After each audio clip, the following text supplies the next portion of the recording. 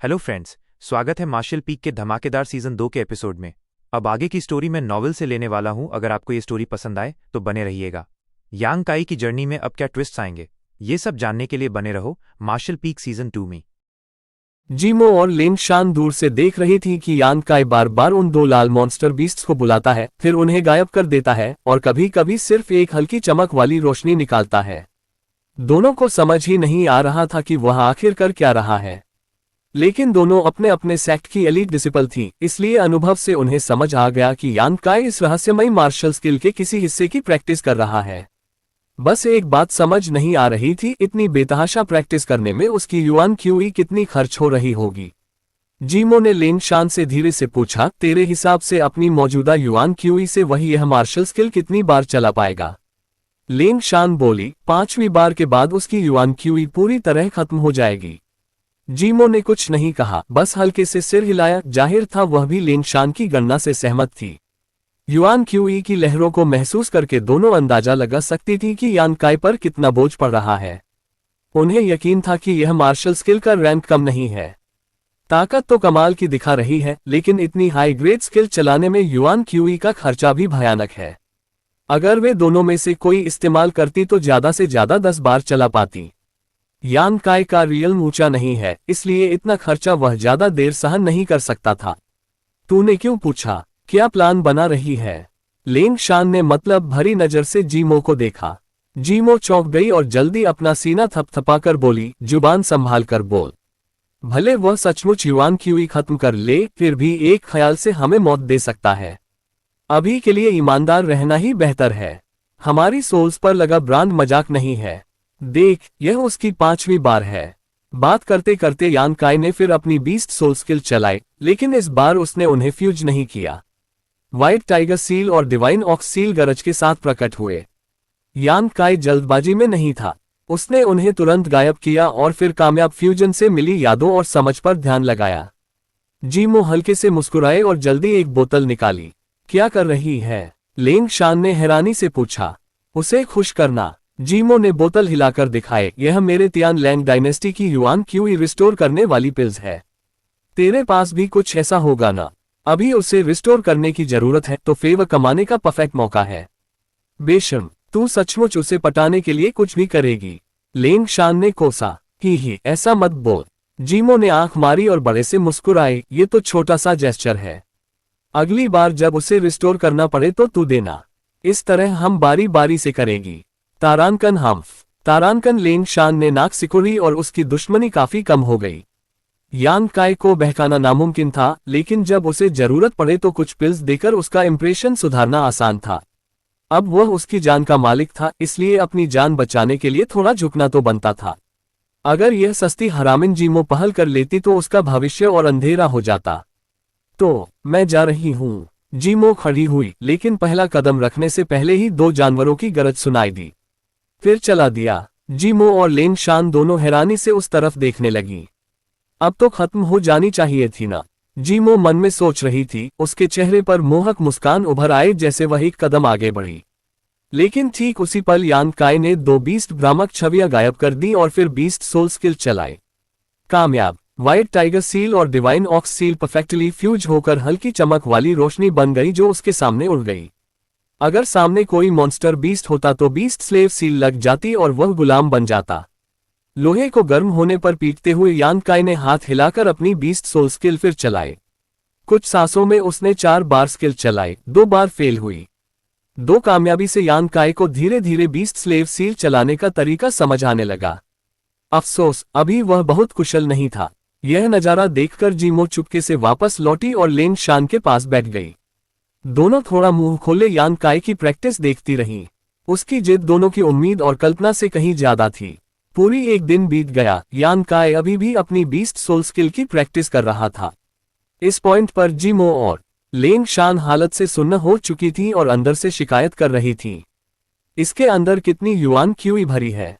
इतना पागलपन भरा खर्चा कैसे सहन कर रहा है? क्या यह मार्शल स्किल बहुत कम युआन क्यूई लेती है? जब ये दोनों हैरान और कंफ्यूज हो रही थी, यांग काई खुद भी हैरान था।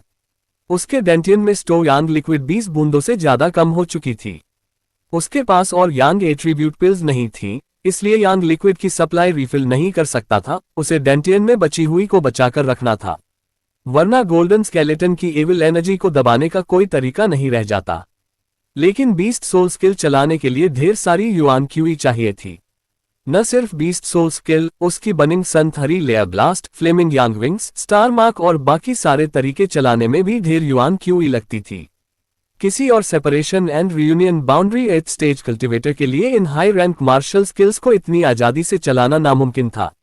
लेकिन अब वह यांग लिक्विड इस्तेमाल करके बीस्ट सोल स्किल की प्रैक्टिस नहीं कर सकता था। काफी देर भौहें सिकुड़कर यांग काई की आंखें अचानक चमक उठीं। उसके शरीर में 3 एनर्जी स्टोर थे। स्टार चार्ट स्पेस सिर्फ स्टार मार्क मार्शल स्किल के लिए था। डेंटियन की यांग लिक्विड और बर्बाद नहीं की जा सकती थी, लेकिन गोल्डन स्केलेटन में स्टोर एनर्जी इस्तेमाल की जा सकती थी। गोल्डन स्केलेटन में स्टो युआन क्यूई की मात्रा लगभग अनगिनत थी और आमतौर पर वह सिर्फ अनयील्डिंग विल चलाते वक्त इस्तेमाल कर पाता था। लेकिन क्या उस स्टो युआन क्यूई को मार्शल स्किल चलाने के लिए इस्तेमाल नहीं किया जा सकता? अगर ऐसा हो सकता है तो उसकी लड़ाई की ताकत कम से कम एक ग्रेड बढ़ जाती, क्योंकि उससे यांग लिक्विड की मात्रा की चिंता नहीं करनी पड़ती। यांग काई अचानक उत्साहित हो गया। अगर यह कामयाब हो गया तो वह सिर्फ यांग युआन क्यूई तक सीमित नहीं रहता, कोई भी तरह की युआन क्यूई इस्तेमाल कर सकता था। गहरी सांस लेकर यांग काई ने अपनी मेरिडियंस में बची ट्रू यांग युआन क्यूई को डेंटियन में वापस खींच लिया, उन्हें पूरी तरह खाली कर दिया। फिर उसने अपनी चेतना गोल्डन स्केलेटन में डुबोई और उससे कम्युनिकेट करने की कोशिश की ताकि उसमें स्टो युआन क्यूई निकाल सके। धीरे धीरे गोल्डन स्केलेटन ने जवाब दिया और कुछ स्टो युआन क्यूई उसकी मेरिडियंस में बहने लगी। जैसे ये हुआ, उसके दिल में हल्की हिंसक और खून की प्यास वाली फीलिंग उभरने लगी। ये प्राउड गोल्डन स्केलेटन में स्टो युआन क्यूई की खासियत थी। यह एक तरह की पोटेंट एविल एनर्जी थी। यह उसकी नॉर्मल ट्रू यांग युआन क्यूई से बिल्कुल उलट थी। गोल्डन स्केलेटन की युआन क्यूई उसके मेरिडियंस में भरते ही यांग काई काली गैस में लिपट गया, जैसे उससे दानवी, क्रूर और हिंसक आभा निकलने लगी। दूर से यह नजारा देखकर जीमो और लिंग शान चौंक कर खड़ी हो गईं। डेमोनिक पाथ, जीमो ने धीरे से चिल्लाया। सचमुच डेमोनिक पाथ है। लिंग शान भी हैरानी से यांग काई को देखती रही। दोनों ने एक दूसरे को देखा और दोनों की आंखों में साफ खुशी और उत्साह दिख रहा था। दोनों को लगा कि यांग काई ने यह अजीब और कमाल मार्शल स्किल बहुत ज्यादा प्रैक्टिस की है, जिससे उसके शरीर में युआन क्यूई बेकाबू होकर उल्टी पुल्टी बहने लगी है और अब वह इसे कंट्रोल नहीं कर पा रहा। यांग काई का जीना मरना उनके लिए मायने नहीं रखता था, लेकिन इस हालत ने उन्हें रास्ता दिखाया था। डेमोनिक पाथ में जाने पर कल्टिवेशन तबाह हो जाती है, व्यक्ति कचरा बन जाता है। अगर हालत गंभीर हो तो मौके पर ही मर सकता है और सोल मुरझा जाती है। यांग काई का जो भी नतीजा निकले, जीमो और लिंग शान दोनों बहुत खुश होती। उम्मीद है मर जाए, दोनों औरतों ने मन में दुआ की, उनके चेहरे पर खुशी के भाव। अगर यांग काई सचमुच डेमोनिक पाथ से मर जाता तो उनकी सोल्स पर लगा ब्रांड तुरंत टूट जाता और उन्हें आजादी मिल जाती। दोनों औरतें घबराकर यांग काई को देखती रहीं, उनकी सांसें तेज हो गईं। उसके चारों तरफ की काली गैस जितनी घनी होती गई, हिंसक और खून की प्यास वाली आभा उतनी ही साफ होती गई। पूरी अगरबत्ती जलने तक इंतजार करने के बाद जीमो आखिरकार बोली, लगता है वह पूरी तरह डेविल्स पाथ में गिर चुका है, खुद को निकाल नहीं पा रहा। अब चलें। लिंग शान ने जीमो की तरफ देखा। जीमो ने होंठ काटा और हल्के से सिर हिलाया। दोनों ने गहरी सांस ली और धीरे धीरे यांग काई की तरफ बढ़ी। चुपके से अपनी ट्रू क्यूई इकट्ठा की और उसके बर्ताव में किसी अचानक बदलाव पर नजर रखी। 500 मीटर, 400, 300, जितना पास जाती, दोनों के दिल उतनी जोर से धड़कते। यह मामला उनकी जिंदगी, मौत और आजादी से जुड़ा था, तो बेफिक्र कैसे रह सकती थी। 200, 100, जैसे ही वे 15 मीटर के अंदर पहुंचती, दोनों को यकीन था कि अगर दोनों साथ हमला करें तो तुरंत यांग काई की जान ले सकती थी, और जैसे वह मरता उनकी सोल्स पर लगा ब्रांड टूट जाता। जैसे उन्हें अपनी आजादी हाथ हिलाते दिख रही हो। जीमो हो या लिंग शान, दोनों के लाल चेहरों पर घबराहट और उम्मीद के भाव उभर आए। 15 मीटर, जैसे ही दोनों बेतहाशा और बेरहम हमला करने वाली थीं, कोहरे के अंदर से अचानक लाल आंखों की जोड़ी खुली। ये आंखें जैसे रहस्यमयी ताकत से भरी हो, जीमो और लिंग शान के दिलों को एक नजर में देख लेती हो। दोनों अनैच्छिक रूप से पीछे हट गईं, उनके शरीर डर से कांपने लगे। उनमें हर तरह की दुश्मनी और खून की प्यास दिख रही थी, फिर भी यह जोड़ी मौत जैसे शांत थी और उनकी नादानी का मजाक उड़ा रही लग रही थी। अगले ही पल काली गैस में लिपटा यांग काई उन दोनों पर मुस्कुराया। उसकी हंसी की आवाज डेमोनिक क्यूई के अंदर से आ रही थी। काले बैकग्राउंड पर उसके सफेद दांत चमक रहे थे, देखने में बेहद डरावना और भयानक लग रहा था। उसकी लाल आंखें और दुष्ट मुस्कान देखकर जीमो और लिन शान दोनों डर से जम गईं। दोनों ने जल्दी अपनी ट्रू क्यूई शांत कर दी, जरा सी दुश्मनी दिखाने की हिम्मत नहीं हुई। तुम, जीमो ने भौहें सिकुड़ी, समझ नहीं आ रहा था कि यान काई डेमोनिक पाथ से कैसे बाहर निकल आया। लगता है तुम दोनों को थोड़ी सजा चाहिए। यान काई ने ठंडे से घूरकर दोनों हथेलियां आगे बढ़ाईं। व्हाइट टाइगर सील और डिवाइन ऑक्स सील गरज के साथ प्रकट हुई। लेकिन इस बार कुछ अलग था। जब वह अपनी ट्रू यांग युआन क्यूई से ये बीस्ट फैंटम बनाता था तो वो लाल होते थे, लेकिन इस बार दोनों पूरी तरह काले थे, ठीक यान काई की तरह, डेमोनिक क्यूई और क्रूरता से भरे हुए। गरजते हुए दोनों बीस्ट फैंटम आगे दौड़े और दोनों औरतों को जमीन पर दबोच लिया। हम गलत थे, हमें लगा तू डेमोनिक पाथ में गिर गया है, जीमो डर से चिल्लाए। भले उसकी ताकत इस बीस्ट फैंटम से ज्यादा थी, लेकिन वह मुकाबला करने की हिम्मत नहीं कर रही थी, क्योंकि उसे पता था कि अगर करती तो उसे वो भयानक सोल टॉर्चर सहना पड़ता। तो मुझे डेमोनिक पाथ में गिरा देखकर तुमने मौके का फायदा उठाने का सोचा। यान काई ने ठंडी हंसी हंसी। अगर उसे पहले से उनकी सोच का पता न होता तो वह अभी भी उन्हें बख्श देता। उसे पता था कि अभी जो किया वो सिर्फ खुद को बचाने के लिए था। बीस्ट सोल स्किल वापस लेकर दोनों बीस्ट फैंटम गायब हो गए। दोनों औरतें जल्दी खड़ी हुई, लेकिन अभी भी डर से कांप रही थीं। दोनों को देखकर यान काई मुस्कुराया, इस बार जान बख्श देता हूं, लेकिन गुनाह तो गुनाह है। बोलो, तुम्हें क्या सजा मिलनी चाहिए? जीमो थोड़ा कांपी और होंठ काट कर बोली, जब तक तू मेरी सोल को टॉर्चर न करे मैं कुछ भी सहने को तैयार हूं। सच कह रही है, यान काई ने भौहें उठाई। हाँ, जीमो ने दृढ़ता से सिर हिलाया। सोल टॉर्चर मौत से भी बुरा था, दुनिया की सबसे क्रूर यातना। और तू? यान काई ने लेन शान की तरफ देखा। मैं भी यही, लेन शान हिचकिचाते हुए बोली। यान काई ने दोनों को ऊपर नीचे देखा, फिर अचानक दुष्ट हंसी हंसा। ठीक है तो अपने कपड़े उतारो। ये सुनते ही दोनों औरतें जम गईं। जीमो जल्दी संभली और मोहक मुस्कान देकर अपना ऊपरी कपड़ा खोलने लगी। धीरे धीरे कपड़े उतारते हुए उसकी गीली आंखें अनंत आकर्षण छोड़ रही थीं। दूसरी तरफ लेन शान पूरी तरह पथरा गई थी। अगर उतारना नहीं चाहती तो 3 राउंड सोल टॉर्चर सह सकती है, हर बार बेहोश होने तक। तू चुन ले, यान काई ने बेरहमी से कहा। वो दर्द फिर याद करके लेन शान ठंडे पसीने से तर हो गई। काफी देर तक जमकर रहने के बाद उसने आंखें बंद की और आंसू गिरने लगे। दांत पीसकर बोली, अगर एक दिन मैं आजाद हुई तो कसम खाती हूं तेरे टुकड़े टुकड़े कर दूंगी। यान काई ने बस हंसा, इंतजार करूंगा। एक एक करके उनके कपड़े उतरते गए।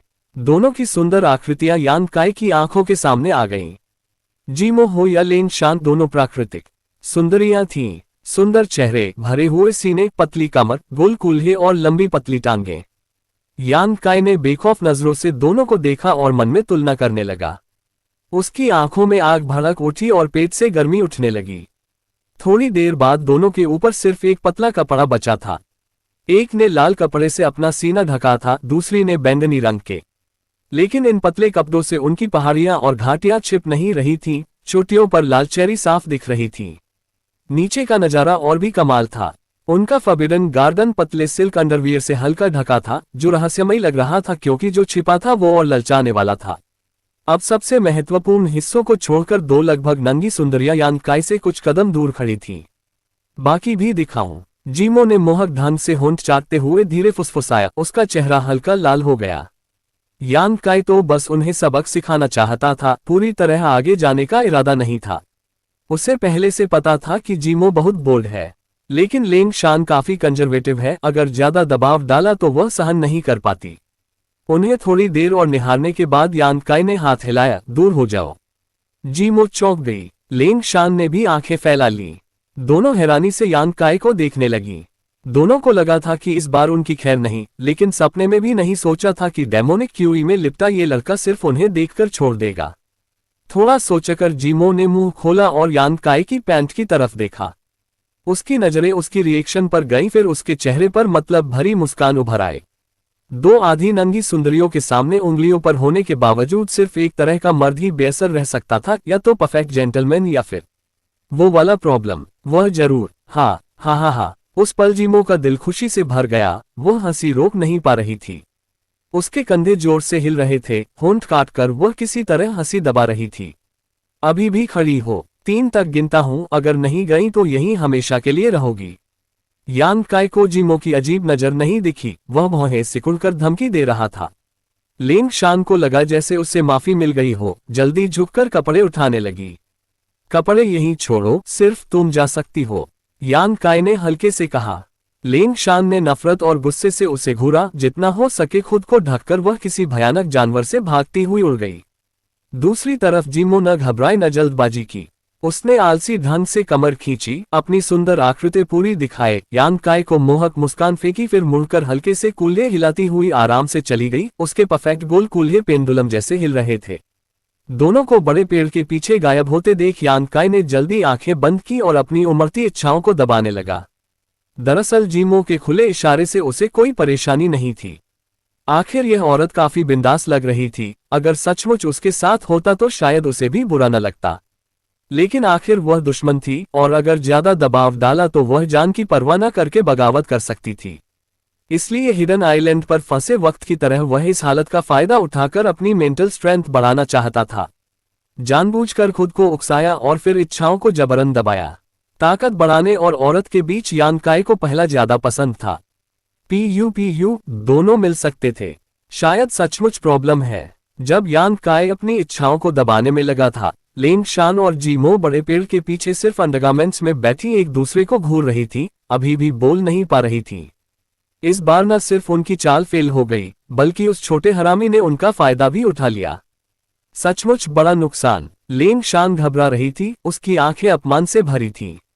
उसने मुट्ठियां जमीन पर रखी और जोर से कोसा, हरामी जानवर कमजोर औरतों को तंग करता है। आज का अपमान देर सबेर 10 गुना लौटाऊंगी। जीमो चुप रही और काफी देर बाद दुष्ट मुस्कान दी। उसके सामने हम खुद को कमजोर औरतें कैसे कह सकती हैं? उसका रियल्म अभी भी हमसे कम है, और इस बार हमने पहले साजिश की थी, उसने सिर्फ हमारी बॉडी देखी है। तुझे इतना गुस्सा क्यों आ रहा है? लिन शान ने जीमो को घूरकर गुस्से से चिल्लाया, तुझे बिल्कुल परवाह नहीं। पफ्ट, हा। जीमो अचानक हंस पड़ी और आंखें सिकुड़ गईं। अगर कोई और मर्द होता तो मुझे सचमुच गुस्सा आता, लेकिन इसके लिए देख ले या न देखे कोई फर्क नहीं पड़ता। अच्छा, लगता है तूने खुद को पूरी तरह छोड़ दिया है।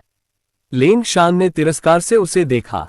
जीमो को परवाह नहीं लगी और उसने आवाज धीमी करके बोली, मैं तुझे एक सीक्रेट बताती हूँ, सुनकर गारंटी है तुझे भी फर्क नहीं पड़ेगा।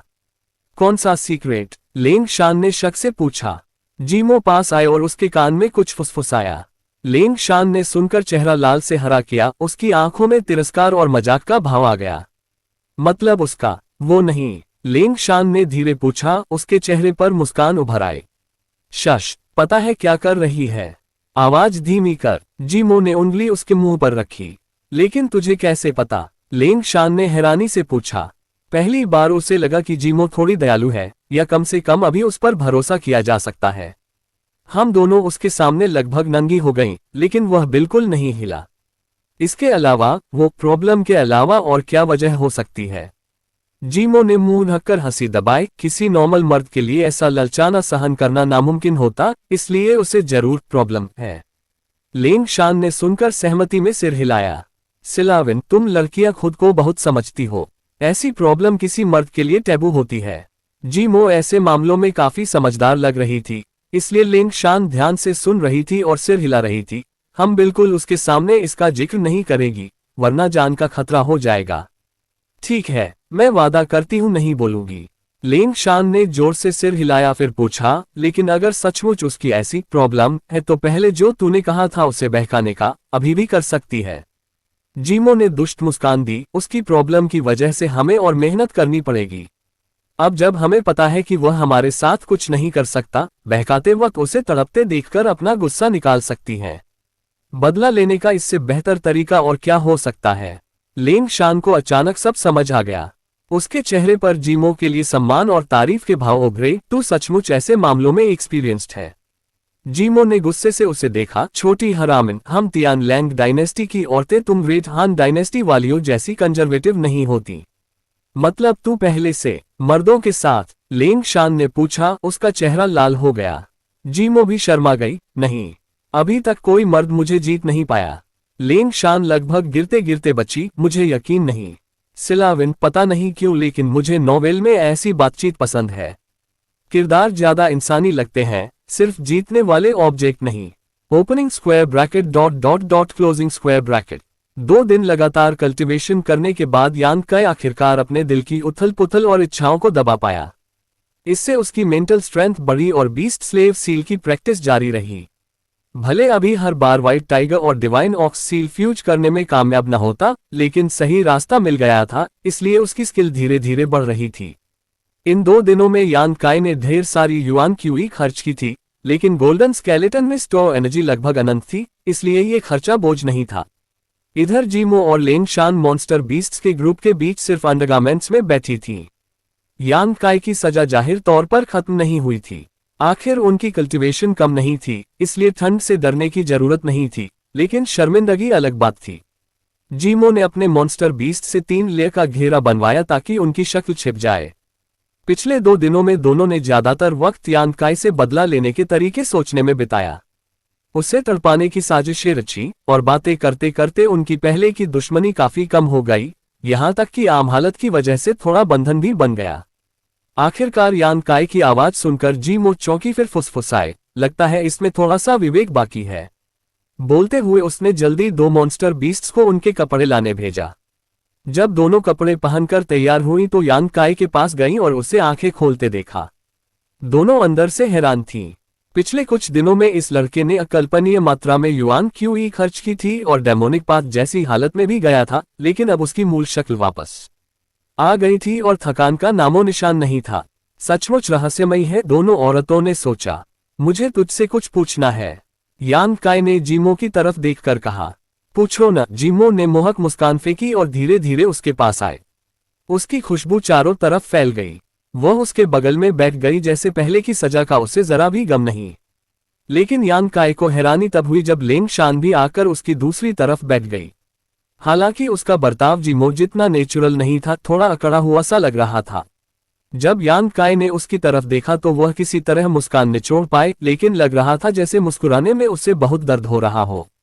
लेकिन जब उसे दोनों से कोई दुश्मनी नहीं महसूस हुई तो यान काई ने ज्यादा ध्यान नहीं दिया। उसे लगा कि दोनों ने अपनी हालत समझ ली है और अब गुस्ताखी करने की हिम्मत नहीं करेगी। तो बताओ मास्टर, क्या पूछना चाहते हैं? जीमो ने कहा और उसका हाथ यान काई की बांह पर रख दिया। जानबूझकर अपना सीना उसकी बांह पर दबाया और उसके चेहरे पर गर्म सांसें छोड़ी। के तूने मुझे क्या कहा? यान काई थोड़ा हकलाया। मास्टर, जीमो ने मीठी चिपचिपी आवाज में दोहराया और अपना घमंडी सीना और जोर से उसकी बांह पर दबा दिया। कमाल की लचक महसूस हो रही थी। उसके शब्दों और हरकतों से न सिर्फ यान काई चौंका, बल्कि सामने बैठी लेंग शान भी कांप गई। रीढ़ में सिहरन दौड़ गई। दिल में उसे जीमो की बेशर्मी पर सच्ची तारीफ हुई। मैं इसके लेवल पर तो बिल्कुल नहीं हूं, लेंग शान ने मन में सोचा। जीमो की मुस्कान और बड़ी हो गई। मुझे तेरा नाम नहीं पता और मेरी जान अब तेरे हाथ में है, तो अब मेरे और किसी बड़े घर की गुलाम में क्या फर्क रह गया? तू कहे पूर्व तो पश्चिम न जाऊं, तू कहे लेट जाऊं तो खड़ी न रहूं। अचानक उसने शर्मीला भाव बनाया और यान काई की आंखों में देखकर आवाज और धीमी कर दी। अगर तू कहे कपड़े उतारूं तो खुशी खुशी उतार दूं। तुझे मास्टर के अलावा और क्या कह सकती हूं? मुझसे मजाक मत कर, यान काई ने भौहें सिकुड़ी। मुझे पता है तू दिल से मुझे मास्टर नहीं कहना चाहती, और तुझे ऐसा कहते सुनना भी मुझे अजीब लग रहा है। मैंने पहले कहा था तुम दोनों को कंट्रोल करना सिर्फ अपनी सुरक्षा के लिए है। जब तक तुम मेरे खिलाफ कुछ न करो मैं तुम्हें ज्यादा शर्मिंदा नहीं करूंगा। जीमो पल भर हैरान हुई, फिर मीठे से बोली, बस छोटा सा मजाक था। तो मैं तुझे क्या कहूं? यान काई और तुम दोनों ने जल्दी अपने नाम बताए। यान काई को लेंग शान के सेक्ट के बारे में पता था, इसलिए उससे पूछने को कुछ खास नहीं था, लेकिन जीमो का बैकग्राउंड रहस्य था। अपने सेक्ट के बारे में बता और झूठ बोलने की कोशिश मत करना। जब तू झूठ बोलेगी तो तेरी सोल की लहरें अलग होंगी, मुझे पता चल जाएगा। यान काई ने हुक्म दिया। हिम्मत कैसे करूं? जीमो ने दृढ़ता से कहा और थोड़ा सोचकर बोली, मैं तियान लैंग डायनेस्टी के Sen Luo temple myriad demon temple से हूं। पता नहीं तुझे इसके बारे में सुना है या नहीं। सिलाविन, हमने चाइनीज में रखा है ताकि हाईलाइट हो कि वे तियान लैंग डायनेस्टी से हैं। यान काई ने हल्के से सिर हिलाया। उसे जो जानकारी थी वो ग्रेट हान डायनेस्टी की सीमाओं तक सीमित थी, बाहर की दुनिया के बारे में वह लगभग अज्ञानी था। दूसरी तरफ लेंग शान का चेहरा हैरानी से भर गया। लगता है सिस्टर लेंग ने सुना है, जीमो ने हंसकर कहा। लेंग शान ने सिर हिलाया। तियान लैंग डायनेस्टी का रूलिंग सेक्ट। बिल्कुल सुना है, रूलिंग सेक्ट मतलब हमारे 8 ग्रेट फैमिली जैसा। यान काई चौंक गया। उसे कभी उम्मीद नहीं थी कि जीमो का बैकग्राउंड इतना बड़ा होगा। लगभग वैसा ही, जीमो ने फिर हंसकर कहा। उसका हाथ यान काई की बांह पर शकल बनाता रहा। दरअसल मैं तियान लैंग डायनेस्टी की प्रिंसेस भी हूं, इसलिए मुझे मरने मत देना। अगर तू मुझे वापस ले गया तो शायद प्रिंस कंसोर्ट बन जाए, अनंत दौलत और शान का मजा ले, दुनिया की चिंता छोड़ दे। हा हा हा। यान काई ने उसे घूरा, जाहिर तौर पर उसकी बकवास पर यकीन नहीं कर रहा था। ये औरत चालाक, धोखेबाज और मुश्किल थी। उसे लेंग शान से डील करना ज्यादा आसान लगता था, जिसके हर ख्याल और भाव चेहरे पर साफ दिखते थे। जीमो के मुकाबले वह ज्यादा मेंटल प्रेशर देती थी। भले हम मेरे साथी डिसिपल सेन लुओ टेम्पल से हैं, लेकिन हम पूरे सेक्ट का प्रतिनिधित्व नहीं करते। अगर तूने ऐसा सोचा तो तू तियान लैंग डायनेस्टी के सुपर पावर को बहुत कम आंक रहा है, जीमो ने जारी रखा। हम कुछ लोग तो सिर्फ मेन सेक्ट की ब्रांच के डिसिपल हैं। हमारा फोकस रेयर और अनोखे कीड़ों की कल्टीवेशन है, जिसका तुम दोनों को पहले से अनुभव हो चुका है। मतलब वो सोल कंट्रोलिंग इंसेक्ट्स। यान काई ने तिरस्कार से मुस्कुराया। यान काई की तिरस्कार सुनकर जीमो ने जवाब दिया, मेरी कल्टीवेशन बहुत कम है, इसलिए जो कीड़े मैं पाल सकती हूँ वो जाहिर तौर पर तेरे विरोधी नहीं है। अगर मेरे पास top grade soul controlling insects होते तो थोड़ी गर्मी से डरते नहीं, तो तेरे कीड़ों को गर्मी से डर लगता है। यान काई ने उसकी स्लिप का फायदा उठाया। जीमो को भी समझ आ गया कि उसने ज्यादा बोल दिया, लेकिन अब धड़ा टूट चुका था। छिपाने का फायदा नहीं, हाँ उनका दुश्मन गर्मी है, इसलिए यांग या fire attribute secret arts cultivate करने वाले को कंट्रोल नहीं कर सकते। ये भी समझाता था कि कुछ दिन पहले जब लेंग शान ने जीमो को बताया था कि यान काई ट्रू यान सीक्रेट आर्ट कल्टीवेट करता है, तो जीमो ने तुरंत उसे मारने की कोशिश क्यों की थी। फिर भी ये कीड़े तारीफ के लायक हैं, कम से कम इनकी वजह से तुम तियान लैंग कल्टीवेटर्स यहाँ धूम मचा रहे हो।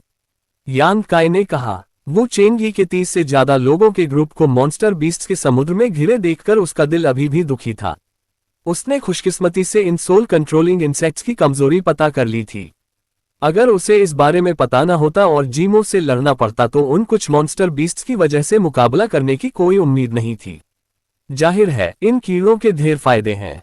इनसे कुछ मॉन्स्टर बीस्ट्स कंट्रोल करके हम स्नोबॉल इफेक्ट बना सकते हैं आसानी से और मॉन्स्टर बीस्ट्स पकड़ सकते हैं, और अगर ग्रेट हान डायनेस्टी के कल्टीवेटर्स मिले तो उंगली तक उठाने की जरूरत नहीं उनकी जान लेने के लिए।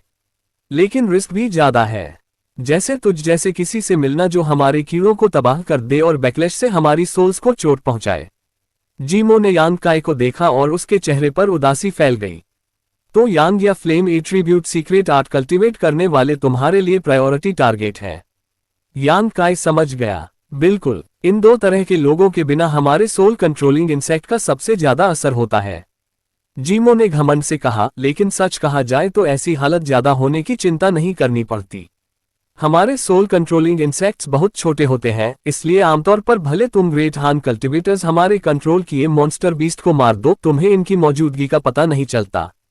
हमें सिर्फ हालत संभलने के बाद इन्हें वापस लेने का मौका ढूंढना पड़ता है। मुझे सचमुच समझ नहीं आता तुझे हमारे इतने राज कैसे पता चल गए। जीमो ने हैरानी से यान काई को देखा। यान काई ने मुस्कुराकर कहा, अंदाजा लगाने के लिए आजाद है। जीमो ने कड़वाहट से जीभ निकाली, लेकिन ज्यादा जोर नहीं डाला। इस अलग दुनिया में तियान लैंग डायनेस्टी के कुछ कल्टीवेटर्स को छोड़कर यान काई के अलावा किसी को सोल कंट्रोलिंग इंसेक्ट के रहस्य का पता नहीं चल सकता था। कोई और मिलता तो शायद निष्कर्ष निकालता कि तियान लैंग कल्टीवेटर्स के पास मॉन्स्टर बीस्ट्स गुलाम बनाने का कोई तरीका है, और कभी नहीं समझता कि बीच में सोल कंट्रोलिंग इंसेक्ट्स इस्तेमाल हो रहे हैं। हाँ, उस दिन झील पर जब मैंने तुझे देखा था तो तुम 4 थे, अब अकेली कैसे? यान काई ने हैरानी से जीमो की तरफ देखा, लेकिन जैसे ही यह सवाल किया, जीमो की आंखों में गुस्सा और अपमान चमक उठा, जबकि दूसरी तरफ लेंग शान चुपके से हंसने लगी। बता नहीं सकती। यान काई की आवाज ठंडी हो गई और चेहरा सख्त। नहीं, बस बताना नहीं चाहती। जीमो ने गहरी आह भरी। सिस्टर लेंग को पता है क्या हुआ? अगर जानना ही है तो उनसे पूछ लो। यान काई पल भर हैरान हुआ, फिर हैरानी से लेंग शान की तरफ देखा। सच है, मैं बता सकती हूँ। लेंग शान ने सिर हिलाया। तो बता। लेंग शान ने थोड़ा सोचा और ख्याल इकट्ठा करके शुरू किया। पिछले आधे साल में जीमो और उसके तियान लैंग साथी डिसिपल्स बहुत आक्रामक और घमंडी थे, जिससे मुझे और मेरे सीनियर मुझे और जिन हाओ को ढेर दुख हुआ। हम ज्यादातर वक्त छिपते फिरे, लेकिन उन लांती मॉन्स्टर बीस्ट्स की स्मेल बहुत तेज थी। वो हमें जल्दी ढूंढ लेते थे, इसलिए हम भागते और छिपते रहे करीब 1 महीने पहले तक। उस वक्त हमें डिसिपल्स का बड़ा ग्रुप मिला, बचे हुए ग्रेट हान डायनेस्टी कल्टिवेटर्स। उनके पास करीब 30 लोग थे। यान काय का चेहरा अचानक बदल गया। उसे पता था ये ग्रुप किसका है। भले हमारे घोस्ट किंग वैली की रेपुटेशन अच्छी नहीं, एविल सेक्ट माने जाते हैं, आखिर हम ग्रेट हान डायनेस्टी के लोग हैं। इसलिए जिन हाओ और मैं भी उस टीम में शामिल हो गए। हमें लगा आखिरकार सहारा मिल गया। लेकिन लेंग शान कड़वी मुस्कान नहीं रोक पाए। लेकिन हमें कहाँ पता था कि सिर्फ 2 दिन बाद हम मॉन्स्टर बीस्ट्स के समुद्र से पूरी तरह घिर जाएंगे। अब सोचकर भी, अगर वह और जिन हाओ उस ग्रुप में न शामिल होते तो शायद इतनी जल्दी दुश्मन के हाथ न लगते। 30 लोगों का ग्रुप बाहर से ताकतवर लगता था, लेकिन उसकी साइज ने उसे आसान टारगेट बना दिया था और अकेले होने जैसे तेज एक्ट करने से रोक दिया था। और फिर यान काय ने पूछा। कड़ी लड़ाई और कई मौतों के बाद ज्यादातर हम पकड़े गए। यान काय चौंक गया। इतने सारे लोग कैसे पकड़े गए? सब ट्रू एलिमेंट कल्टिवेटर्स थे ना। भले लड़ाई हार गए तो भाग क्यों नहीं गए? भाग नहीं सकते थे। लेंग शान ने बेबस आह भरी। ऐसा नहीं कि वे नाकाबिल थे। जीमो ने जल्दी बीच में बोला। ओह, तो वजह क्या है? सिर्फ इसलिए कि मेरा सीनियर ब्रदर चिशुए बहुत ताकतवर है। जीमो ने यान काय को देखकर कहा। उसकी कल्टीवेशन कितनी ऊंची है? True element boundary 7th stage, लेकिन मैं उस ताकत की बात नहीं कर रही। जीमो ने सिर हिलाया। तो उसके मॉन्स्टर बीस्ट्स की उसने कितने गुलाम बनाए? यान काय ने भौहें सिकुड़ी। जीमो ने हल्के से एक उंगली उठाई।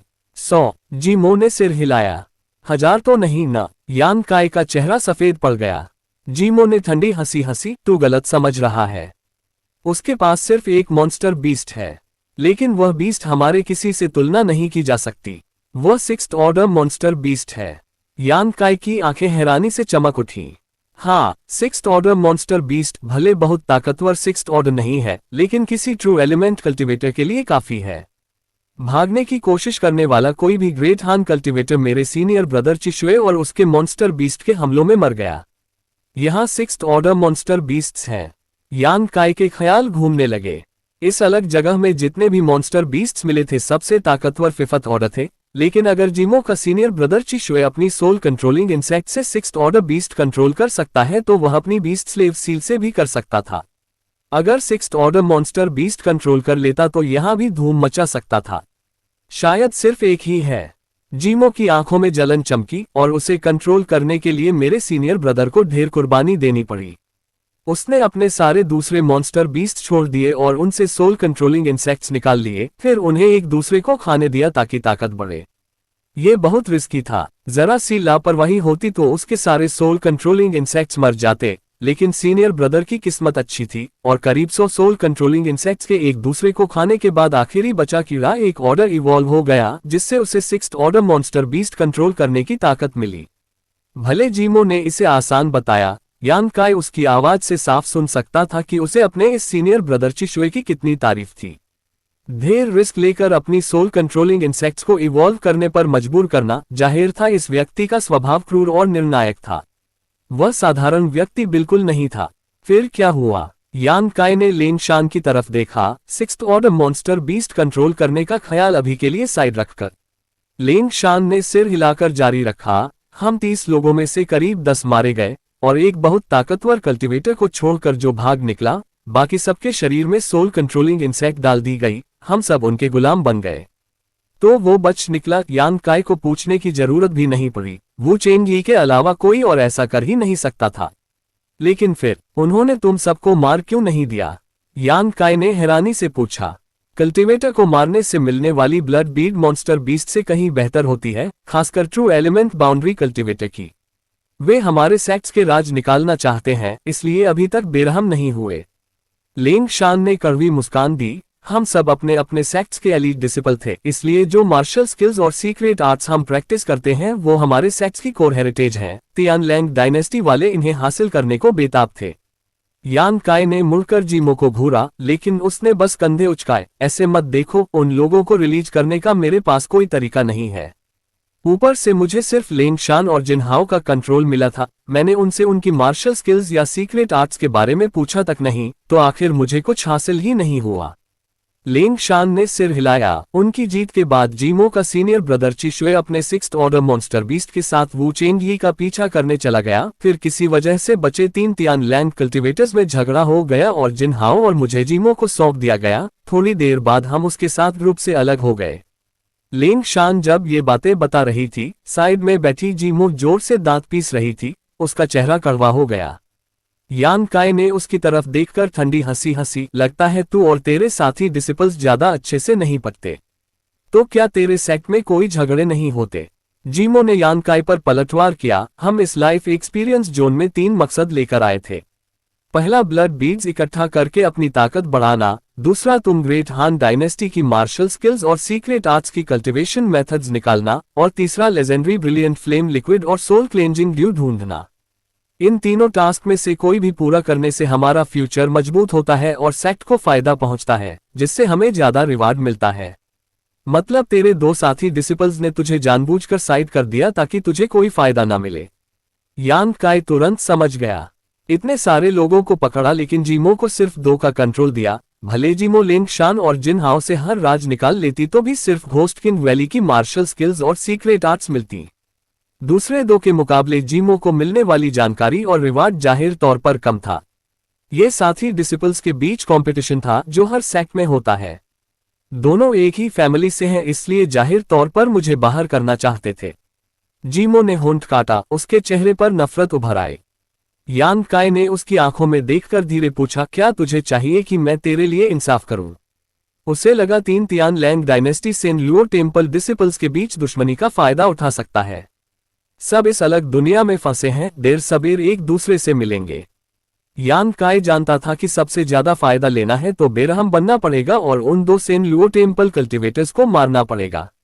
बेशक ची शुए को भी निपटाना पड़ेगा, जो 6th order monster beast control करता है, और वू चेंग को भी। दोनों बहुत ताकतवर दुश्मन है, इसलिए सबसे अच्छा है उनसे भिड़ने से पहले अनस्टेबल एलिमेंट्स को खत्म कर दे।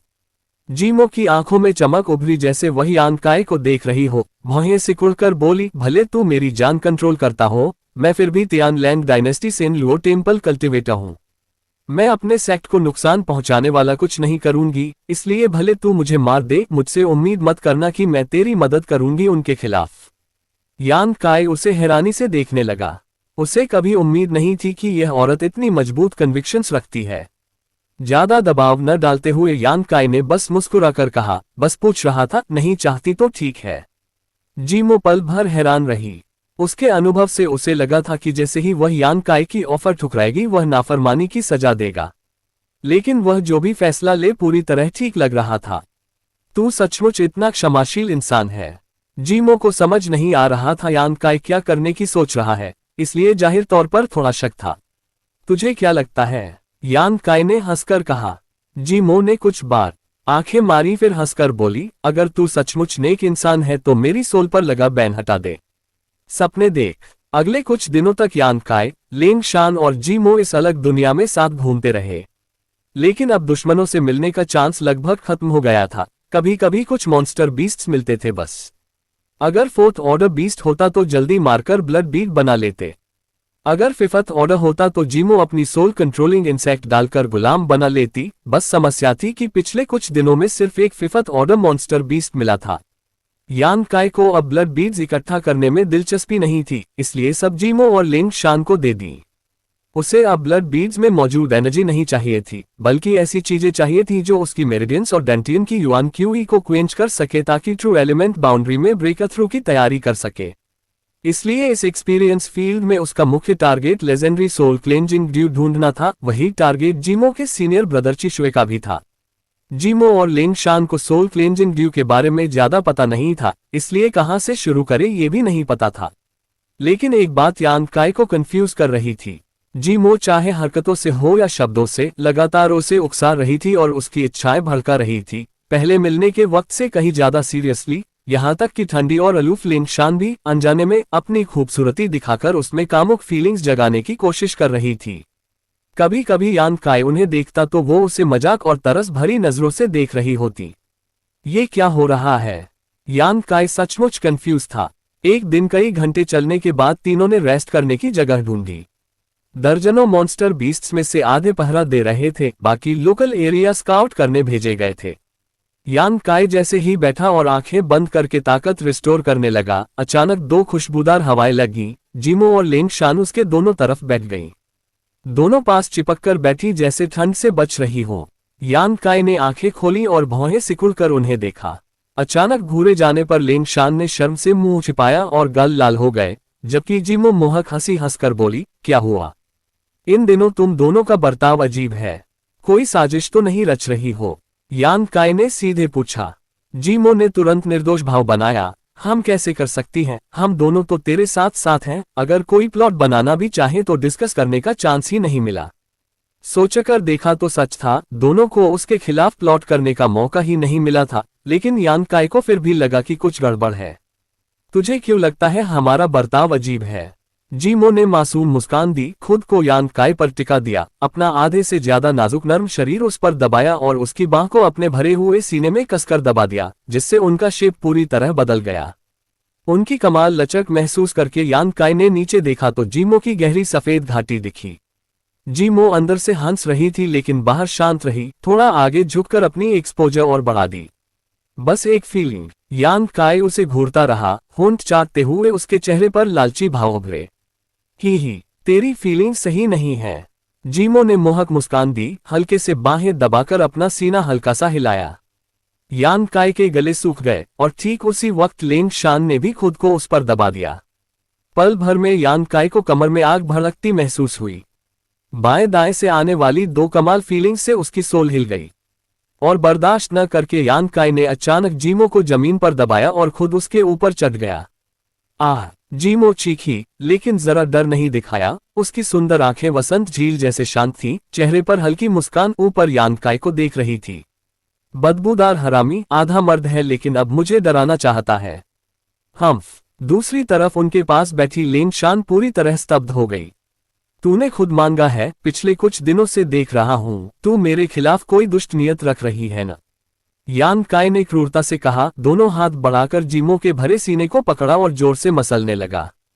नहीं, कब मैंने तेरे खिलाफ कोई बुरी नियत रखी?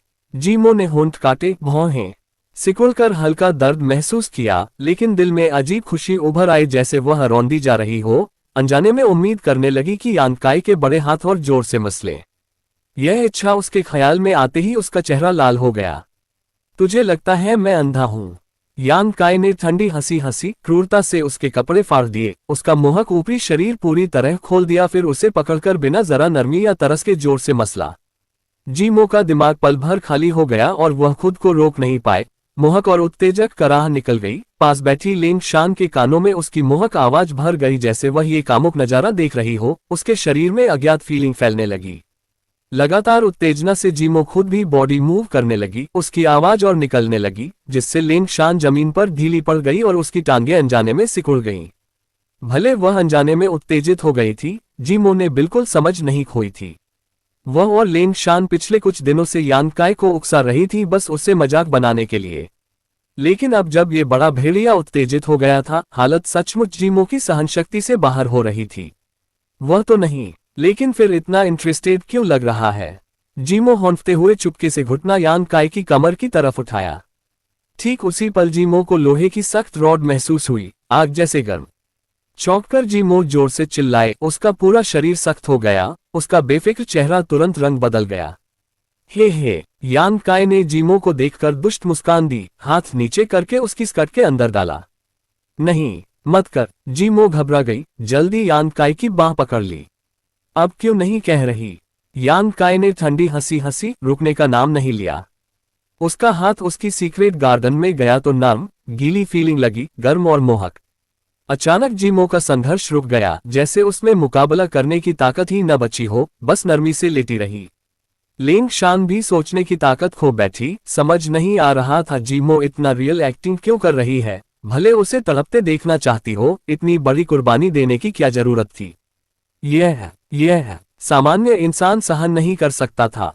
लेंग शान की त्वचा लाल हो गई, जैसे उसकी धड़कनें तेज हो गई और खून खौलने लगा। पेट में जैसे किसी ने आग लगा दी हो और गर्मी पूरे शरीर में फैल रही हो। शर्म, अपमान, उत्तेजना, हर तरह के भाव आपस में टकरा रहे थे जैसे तूफानी समुद्र में लहरें।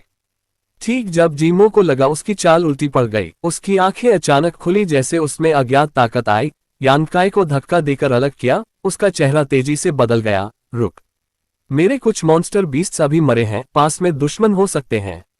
उसकी बात सुनकर यान काय का उत्साह थोड़ा ठंडा पड़ गया। भौहें सिकुड़कर बोला, कितने? 6। सब तुरंत मारे गए, 1 फिफ्थ ऑर्डर और 5 फोर्थ ऑर्डर। जीमो का चेहरा बदसूरत हो गया, भौहें गहरी सिकुड़ी। जल्दी यान काय से अलग हुई और कपड़े ठीक करने लगी, अपना नंगा ऊपरी शरीर ढक लिया। अभी जो हुआ उसे याद करके उसकी वसंत जैसी आंखें चुपके से यान काय के नीचे की तरफ गईं, फिर तेजी से मुड़ गईं। उसका चेहरा चटक लाल हो गया, मोहक चमक के साथ।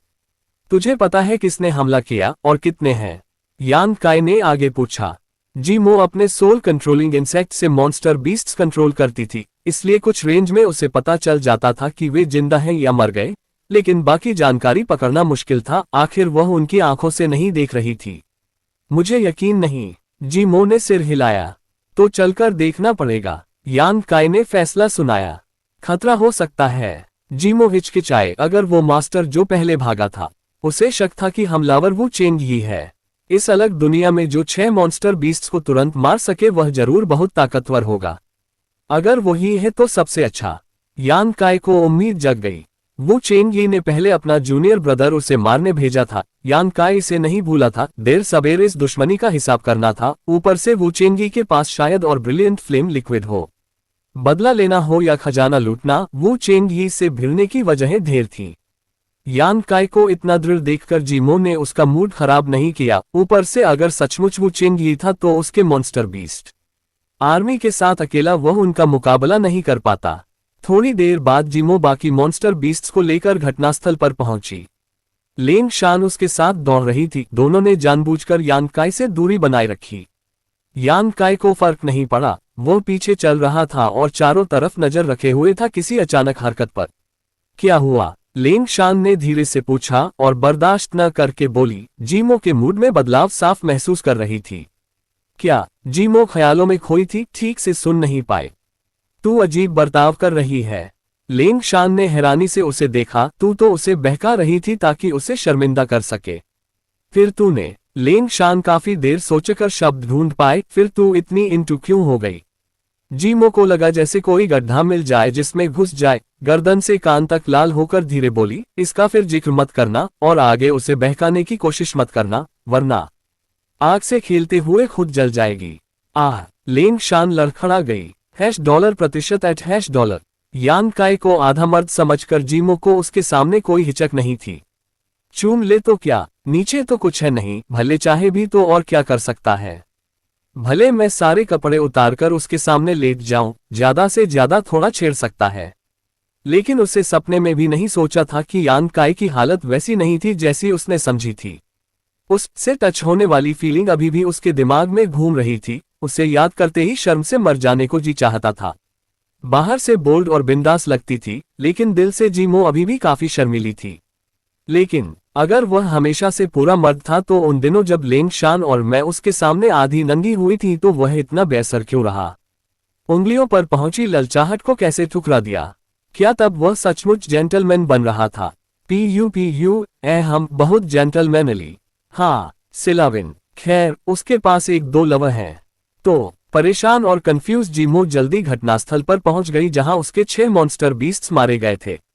जमीन पर अभी भी थोड़ा खून था, लेकिन मॉन्स्टर बीस्ट्स के शरीर गायब थे।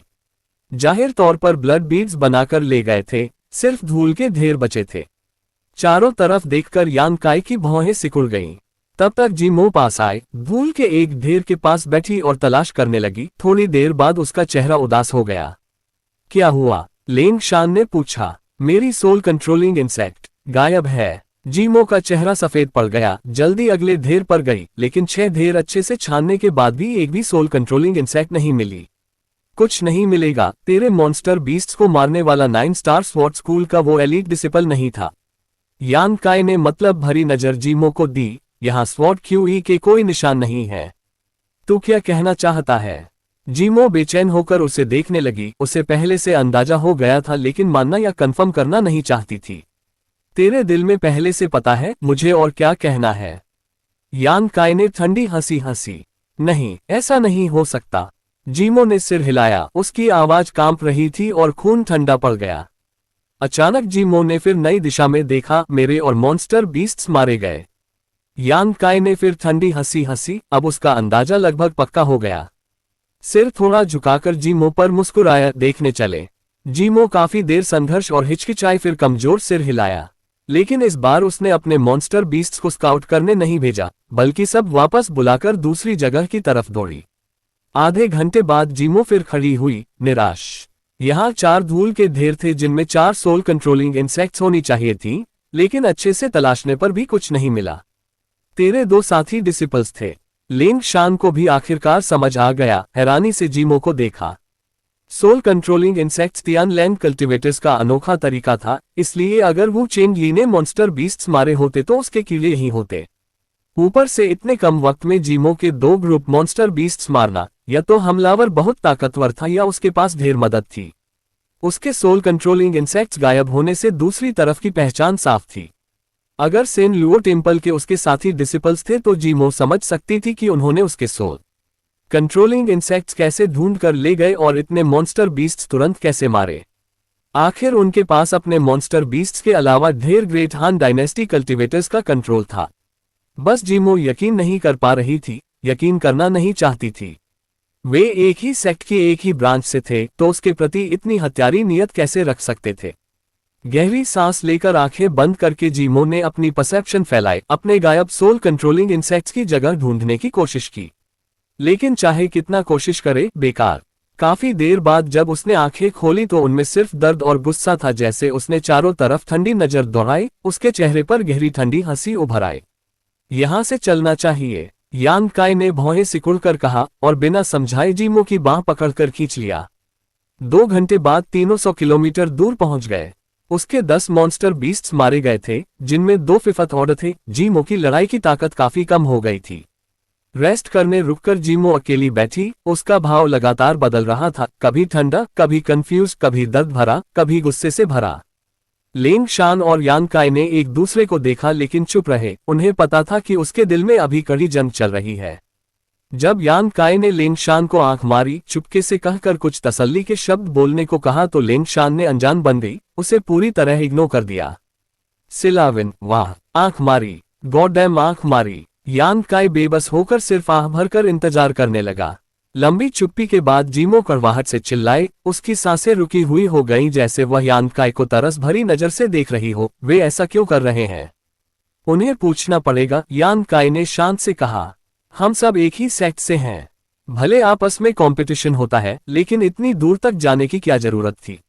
जीमो समझ नहीं पा रही थी कि ऐसा क्यों हो रहा है। एक ही सेक्ट से होने से क्या? यान काय ने असहमति जताई। सबसे कड़ा कंपटीशन अपने ही सेक्ट में होता है। तो तुम्हारे सेक्ट्स में डिसिपल्स एक दूसरे को मारने को तैयार रहते हैं। यान काय और लिंग शान ने बस सिर हिलाया। जीमो स्तब्ध होकर चुप हो गई। काफी देर भौहें सिकुड़कर सोचती रही, फिर आह भरी। शायद क्योंकि हम सेन लुओ टेम्पल की छोटी ब्रांच से हैं, हमारे साथी डिसिपल्स ज्यादा नहीं हैं, इसलिए तियान लैंड डायनेस्टी में हम एक दूसरे का ख्याल रखते थे। भले कंपटीशन होता, कोई इतनी एक्सट्रीम हरकत नहीं करता था। हम तियान लैंग डायनेस्टी में नहीं हैं, न तुम्हारे सेन लुओ टेम्पल में। यान काय ने ठंडे से कहा। इसलिए तो और ज्यादा एक दूसरे का साथ देना चाहिए था। जीमो ने पलटवार किया, अभी भी सामने की सच्चाई मानने को तैयार नहीं। हाँ, मुझे लगा तू क्रूर और बेरहम औरत है, लेकिन तू तो बस भोली छोटी लड़की निकली। यान काय ने ठंडी हंसी हंसी। जीमो शायद ग्रेट हान डायनेस्टी कल्टिवेटर्स के सामने मजबूत और बेरहम दिखावा करती थी, लेकिन अपने सेक्ट के डिसिपल्स के सामने दयालु बर्ताव करती और गार्ड डाउन कर लेती थी। जीमो ने कड़वाहट से मुस्कुराकर कुछ कहना चाहा, जब अचानक दर्द से चिल्लाई, तुरंत जमीन पर गिरकर सिर पकड़ लिया, दर्द से तड़पने लगी। यान काय और लिंग शान दोनों के भाव बदल गए, जल्दी उसके पास पहुंचे। जीमो जैसे किसी बुरे सपने की यातना सह रही हो, दोनों हाथों से सिर पकड़कर इधर उधर लुढ़क रही थी, पसीने से तर। उसकी हालत ठीक वैसी थी जैसे पहले यान काय ने उसे सजा दी थी। उसकी सोल पर हमला हो रहा था। यान काय और लिंग शान ने एक दूसरे को देखा, दोनों के चेहरे पर हैरानी और डर के भाव। जीमो का दर्द काफी देर तक चला, फिर धीरे कम हुआ। उसके कपड़े पसीने से तर, शरीर थक चुका था, लेकिन उसकी आंखें ठंडी और तेज हो गईं। वे मुझे वार्निंग दे रहे हैं, कह रहे हैं उनके पास आओ। जीमो ने इतनी जोर से दांत पीसे की आवाज आए, उसके चेहरे पर गाढ़ी हत्यारी नियत भर गई। उसने यान काई के कपड़े पकड़े और गंभीरता से उसकी आंखों में देखा। मेरी मदद कर उन्हें मारने में। यान काई ने मुस्कुराकर कहा, तेरे कहे बिना भी करता। कुछ दिन पहले जब यान काई ने ये टॉपिक उठाया था, जीमो ने सख्ती से मना कर दिया था, लेकिन अब हालात बदल गए थे। जीमो के अपने सिद्धांत थे और वह अपने साथियों को नुकसान नहीं पहुंचाना चाहती थी, लेकिन जाहिर तौर पर उसके दो साथी डिसिपल्स उसके बारे में वैसा नहीं सोचते थे। वे कहाँ हैं? यान काई ने पूछा। उस तरफ। जीमो ने इशारा किया, शायद 1 घंटे का रास्ता। 1 घंटा? अच्छा, चलते हैं। यान काई ने पल भर भौहें सिकुड़ी, फिर जीमो को पीठ पर उठाया और जंगल में दौड़ पड़ा। यान काई की पीठ से चिपकी जीमो को अजीब फीलिंग हो रही थी। दोनों साफ दुश्मन थे, लेकिन अब अपने साथियों से निपटने के लिए एक दूसरे की मदद करनी पड़ रही थी। दुश्मन और दोस्त कौन है, बादल जैसे बदल रहा था। रास्ते में जीमो ने अपने साथी डिसिपल्स के बारे में संक्षेप में बताया। दोनों एक ही मार्शल फैमिली के कजिन थे और दोनों की cultivation true element boundary 4th stage पर थी। एक का नाम याओहे था, दूसरी का याओशी। दोनों के पास करीब 50-50 मॉन्स्टर बीस्ट थे, कुल 100। ये संख्या जीमो की मूल से दोगुनी थी। ऊपर से अभी उसके पास सिर्फ 30-40 बचे थे। सीधे हमला करते तो जीतने का लगभग कोई चांस नहीं था, लेकिन अगर उनमें से एक को मार देते तो उसके मॉन्स्टर बीस्ट्स आजाद होकर अफरा तफरी मच जाती और अफरा तफरी में जीत की उम्मीद होती। गुस्से में जीमो ने अपने 2 साथी डिसिपल्स के बारे में कोई जानकारी नहीं छिपाए, इसलिए यान काई चुपके से सुनता रहा। जो याद रख सकता था याद करता रहा और अपने मकसद हासिल करने का सबसे अच्छा स्ट्रेटेजी सोचता रहा। दोस्तों, इस कहानी सीरीज में आगे बहुत कुछ होने वाला है। अगर आप इस तरह के 10 से भी ज़्यादा एक्सक्लूसिव एपिसोड्स तुरंत सुनना चाहते हैं तो अभी हमारे चैनल की मेंबरशिप ज्वाइन करें।